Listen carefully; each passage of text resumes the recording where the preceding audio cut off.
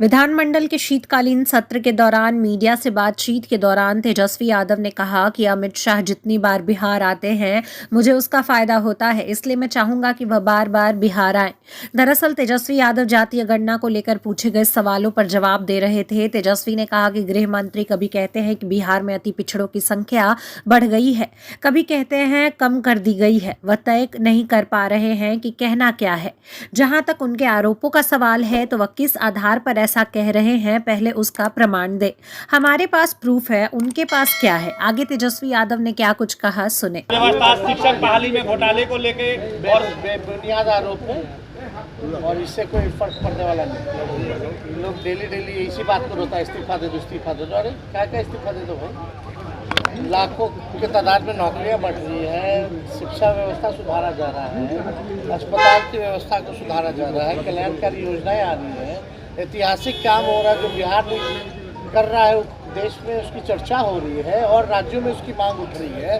तो किस बात का इस्तीफा देना? इससे इस्तीफा मांगने से क्या होगा? देना हो तो दे, भारत सरकार के लोग। सदन में भाकपा माले के विधायकों ने फिलिस्तीन में मारे गए लोगों को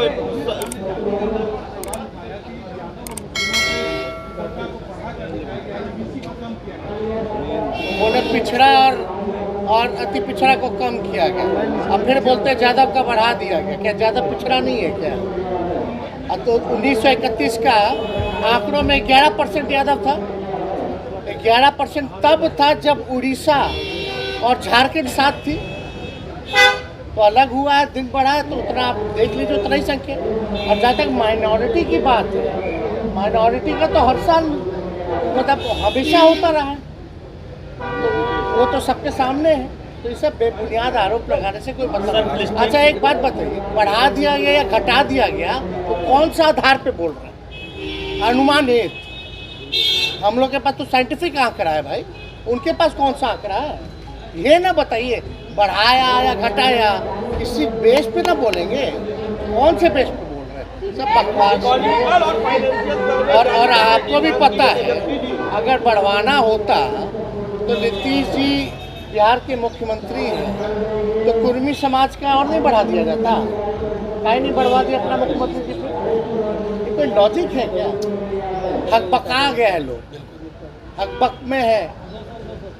बोलना क्या था अमित शाह को, बोल क्या दिए? वो आ रहे हम ही को फायदा पहुंचाने। धन्य हो अमित शाह जी, बार बार आते।